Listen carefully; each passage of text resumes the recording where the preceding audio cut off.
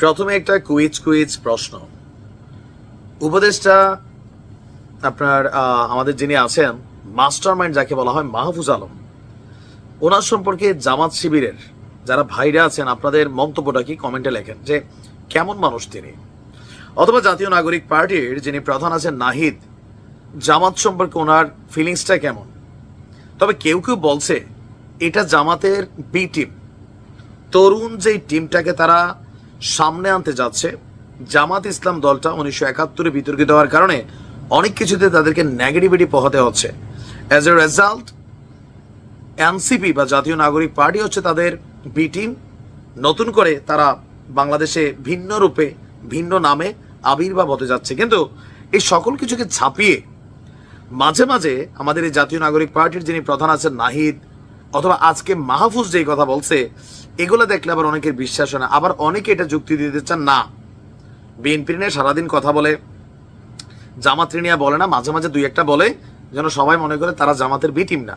ঘটনা এটা আল্লাহ ভালো জানে। যাই হোক, মাহফুজ আলমের গতকালকের একটা স্টেটাসকে কেন্দ্র করে অলরেডি 2 দিন আগে ঢাবি শিবিরকে মবস্টার মাফিয়া হিসাবে উল্লেখিত করেছিলেন। এরপরেই এই মুহূর্তে যখন বাংলাদেশের শাহবাগী আন্দোলন নিয়ে মাঠ গরম, লাকি আক্তারের ফাঁসির দাবি করা হচ্ছে, শাহবাগ নিয়ে নানান স্টেটাস আসছে, শিবিরের তারা শাহবাগের গোষ্ঠী উদ্ধার করতে চাচ্ছেন, যেখানে পিনাকি দাদে 2013-তে এই শাহবাগের অন্যতম ভূমিকায় ছিলেন, আজকে তিনি জামাতের এক ধরনের অলিখিত অনলাইন আমির, এরকম নানান বক্তব্য সোশ্যাল মিডিয়াতে যখন ঘুরছে, তখন মাহফুজ আলম আবার একটা জায়গা মতো গুতা মারছে।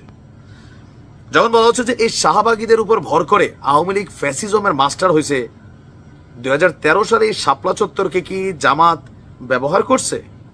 জি, মাহফুজ আলম বলছেন 2013 সালে জামাত সফলভাবে শাপলা চত্বরকে প্রক্সি হিসাবে ব্যবহার করতে পেরেছে। তার বক্তব্য যে আপনার জামাতের রাজনৈতিক ভবিষ্যৎ নিয়ে একটা দীর্ঘ স্ট্যাটাস তিনি দিয়েছেন। তিনি বলছেন জামাতের যুদ্ধ অপরাধের সহযোগী ছিল, কিন্তু নাহিদ ইসলাম যেভাবে বলেছেন এই অভ্যুত্থানের মাধ্যমে তারা কাফফারা দিয়েছেন। আমিও বলেছি জামাতের যারা বাংলাদেশপন্থী তারা এই দেশে রাজনীতি করার অধিকার রাখেন। তার মানে কি জামাতের আরেক টিম কোন পন্থী? স্বাভাবিকভাবে সবাই বলবে এটা আপনার পাকিস্তানপন্থী। জামাতের নতুন প্রজন্মের অল্প কিছু ব্যতিক্রম বাদে কেউই পাকিস্তানপন্থী নন। মানে এই প্রজন্মের মধ্যে কিছু পাকিস্তানপন্থী আছেন, ফলে স্বাধীনতা বিরোধী ট্যাগ দিয়ে জামাত শিবিরের রাজনৈতিক অধিকার ক্ষুণ্ণ করা যাবে না। আর শাহবাগ আন্দোলনের একটা অংশের মধ্যে তিনি তার বিভিন্ন লম্বাচূড়া বক্তব্য রেখেছেন। তারপর শাপলা চত্বরের আলোচনা এনেছেন যে আমি নিজে শাপলায় এসেছিলাম লং মার্চে নবীর প্রতি ভালোবাসায়। 5ই মে আমি আসতে পারিনি, কিন্তু যুদ্ধাপরাধের বিচার এবং জামাত নেতাদের ভূমিকা নিয়ে আমাদের আগ্রহ ছিল না। আর বলা হচ্ছে যে আপনার জামাতকে আমরা ছোটবেলা থেকেই আলেম ওলামা বিরোধী হিসাবেই জেনে এসেছি। তিনি যে মাদ্রাসায় পড়তেন, তিনি বলছেন যে অনেকে হয়তো খেয়াল করেন না, অধিকাংশ শাপলার কর্মীরাই আসলে জামাতের আকিদা এবং নেতৃত্ব বিরোধী। শাপলার অনেক নেতৃত্বই জামাতের আলেম এবং পীরপন্থা বিরোধীদের শিকার। এমন অনেকেই জামাত এবং শিবিরের নেতাদের কর্তৃক নিগৃহীত এবং নিপীড়িত হয়েছেন, কিন্তু জামাত সফলভাবেই এই আন্দোলনটাকে তাদের প্রক্সি হিসাবে ব্যবহার করতে পেরেছে, যেমনটা আওয়ামী লীগ শাহবাগীদের ব্যবহার করেছে।